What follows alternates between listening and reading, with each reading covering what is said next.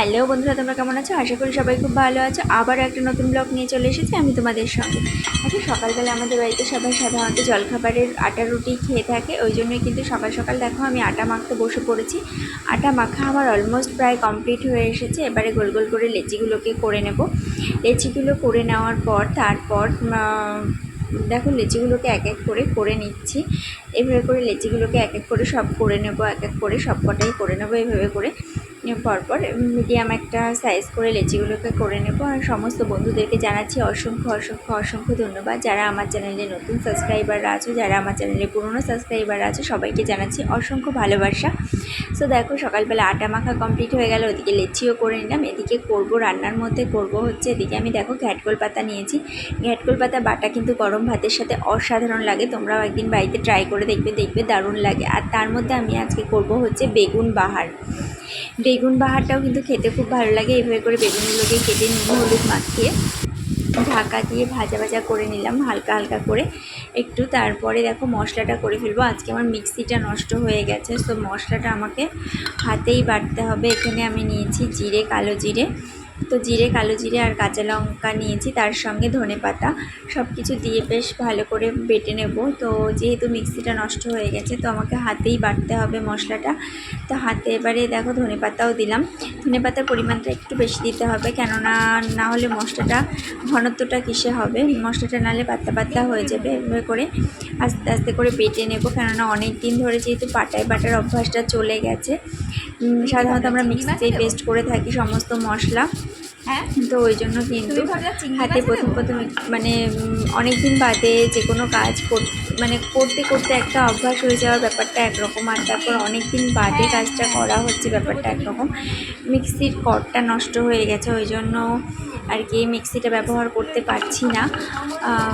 তো করে নিচ্ছি দেখো, মশলাটা বেটে নিচ্ছি। মশলা বাটতে গিয়ে থেকে একটু অসুবিধাই হচ্ছে, যেহেতু অনেক দিন বাদে মশলাটা করছি। তো বন্ধুরা, তোমাদেরকে আবারও অনেক অনেক অনেক থ্যাংক ইউ জানাচ্ছি, অনেক ভালোবাসা জানাচ্ছি আমার পক্ষ থেকে, কেননা তোমরা আমার চ্যানেলকে নিশ্চয়ই ভালোবেসে সাপোর্ট করছো, তোমরা ভিডিওগুলো দেখছো, তোমরা চ্যানেলকে সাবস্ক্রাইব করছো, লাইক করছো, আমাকে কমেন্ট করে জানাচ্ছ। তার জন্য সবাইকে অসংখ্য ধন্যবাদ। তোমাদেরই চ্যানেল, তোমাদের ভালোবাসা না পেলে আজকে আমি যতটুকু করতে পেরেছি এতদূর অবধি আসতে পারতাম না। যেহেতু তোমরা আমাকে ভালোবাসছো, তোমাদের মানে ভালোবাসা পাচ্ছি, তোমাদের লাইক পাচ্ছি, কমেন্ট পাচ্ছি, সাবস্ক্রাইব পাচ্ছি, যার জন্য কিন্তু মানে আমি আবার নতুন করে ভিডিও বানাচ্ছি বা বানাতে পারছি, যে না বন্ধুরা আমাকে সাপোর্ট করছে, বন্ধুদের জন্য ভিডিও তৈরি করছি। তো বন্ধুরা, যদি ভিডিওটা ভালো লাগে অবশ্যই ভিডিওটাতে একটা লাইক করে দিও, তাহলে আমার নেক্সট ভিডিও বানানোর জন্য মানে নিজেকে আবার মোটিভেট করতে পারবো, যে না বন্ধুরা আমাকে সাপোর্ট করছে, বন্ধুদের জন্য আবার একটা নতুন কোনো একটা ভিডিও নিয়ে আসতে হবে আমাকে। তো দেখো, যারা আমার চ্যানেলে নতুন বন্ধুরা আছো, যারা এখনও চ্যানেলটা সাবস্ক্রাইব করোনি, তারা অবশ্যই চ্যানেলটা সাবস্ক্রাইব করে দেবে, পাশে থাকা বেল আইকনটিতে ক্লিক করে দেবে, নেক্সট ভিডিও নোটিফিকেশনগুলো পৌঁছে যাবে সবার আগে তোমাদের কাছে। তো দেখো কথা বলতে বলতে কিন্তু অনেকটাই বাটা হয়ে গেছে, বাটাটা কিন্তু পুরো আমার কমপ্লিট হয়ে গেছে। এর মধ্যে আমি স্বাদ মতো নুন হলুদ মিশিয়ে নিয়েছি, যেহেতু ধনেপাতা দিয়েছি ওই জন্য কিন্তু এর মধ্যে আমি লঙ্কা গুঁড়ো অ্যাড করিনি। ভালোভাবে মশলাটাকে হাত দিয়ে মিশিয়ে নিচ্ছিলাম। দেখো নুন হলুদ লঙ্কা গুঁড়ো সব কিছু দিয়ে দিয়েছি এর মধ্যে। এবার এটাকে কড়াইয়ের মধ্যে দিয়ে দিলাম। ধনেপাতা বাটাটা হয়তো অনেকেই খায় না, কালারটা একটু কালচে কালচে ভাব আসে জন্য। তো তোমরা এভাবে কালো জিরে, কাঁচা লঙ্কা, ধনেপাতা বাটা দিয়ে বাড়িতে এইভাবে করে বেগুন বাহার রান্না করে খেয়ে দেখবে, দারুণ দারুণ দারুণ লাগে। যেহেতু এটা নিরামিষ সবজি, তো এর মধ্যে কিন্তু সবাই যে যার স্বাদ অনুসারে একটু মিষ্টি অ্যাড করবে, আমিও করি। এবারে ভেজে রাখা বেগুনগুলোকে এর মধ্যে দিয়ে দেব।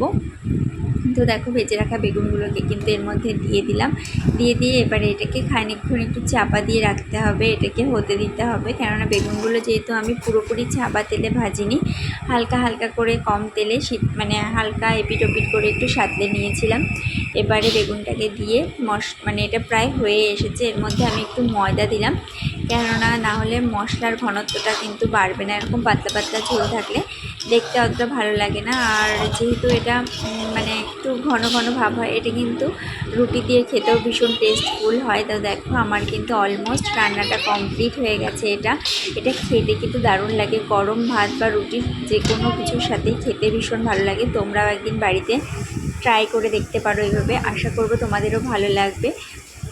তো দেখো বন্ধুরা, আমার কিন্তু বেগুন বাহার কমপ্লিট। ওদিকে আমি করে নিয়েছিলাম হচ্ছে ঘ্যাটকোল পাতা বাটা। ঘ্যাটকোল পাতা বাটাটাও কিন্তু গরম ভাতের সাথে দারুণ লাগে। এরপর রান্নাবান্না প্রায় কমপ্লিট করে রেখে ঘরে পরিষ্কার করতে চলে আসলাম। ঘরে শোকেসটা অনেক দিন ধরে ডাস্টিং করা হয় না, তো এটাকেই আমি পরিষ্কার করতে এসেছি। তো দেখো ছেলে পুতুলগুলোকে এলোমেলো করে রেখে দেয়, তো ওগুলো আর আমার এখন গোছানোর মতন সময় নেই। সব কিছু এখন আর গোছাবো না, ওটা জাস্ট পড়েছিল, ওটাকে সোজা করে দাঁড়া করিয়ে রাখলাম। আর ধুলোগুলোকে একটু ঝাড়পোছ করে নিচ্ছিলাম, কেননা বাড়িতে যেহেতু মিস্ত্রিরা কাজ করছে ভীষণ ভীষণ ভীষণ নোংরা হয়, মানে পরিষ্কার করে রাখা যাচ্ছে না। আর বাড়িঘর এত পরিমাণে নোংরা হচ্ছে।